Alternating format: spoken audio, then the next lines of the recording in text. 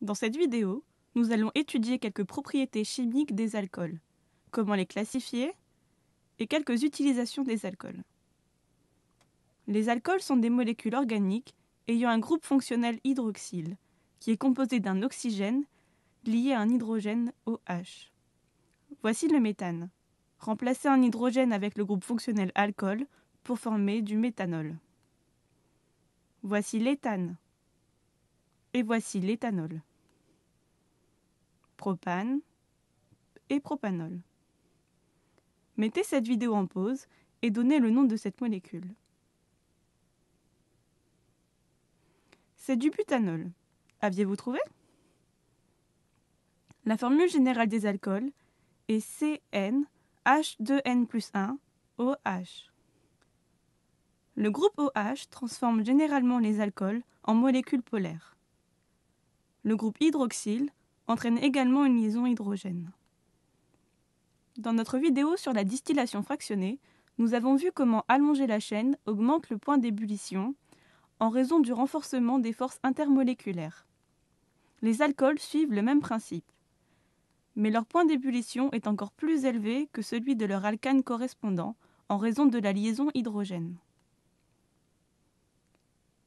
Les alcools sont placés dans l'une des trois catégories, primaire, secondaire ou tertiaire, basées sur la position du OH sur la chaîne. Les alcools réagiront différemment en fonction de la catégorie dans laquelle ils se trouvent. Dans un alcool primaire, l'atome de carbone sur lequel le groupe OH est lié est lui-même lié à une seule chaîne carbonée ou un groupe alkyle. Voici le propane 1-ol. L'OH est attaché au dernier carbone et ce carbone est relié à une seule chaîne d'atomes de carbone. Dans les alcools secondaires, l'atome de carbone sur lequel le groupe OH est lié est lui-même lié à deux chaînes carbonées ou à deux groupes alkyles. Voici le propane 2-ol. C'est l'atome de carbone sur lequel le OH est lié et vous pouvez voir ici les deux groupes alkyles ou les deux chaînes carbonées liées à ce carbone. Dans les alcools tertiaires, il y a trois chaînes carbonées attachées au carbone sur lequel le OH est attaché. Comme vous pouvez le voir, le carbone fixé sur le groupe OH est attaché à trois groupes alkyles, ce qui en fait un alcool tertiaire. Il est important de catégoriser les alcools car ils possèdent des propriétés chimiques légèrement différentes. Pour en savoir plus, vous pouvez par exemple vous intéresser à l'oxydation des alcools dont les réactions sont différentes selon que l'alcool soit primaire, secondaire ou tertiaire. Des alcools différents ont des utilisations variées à la maison et dans l'industrie. L'éthanol est un alcool commun utilisé dans les boissons alcoolisées, mais c'est également un antiseptique.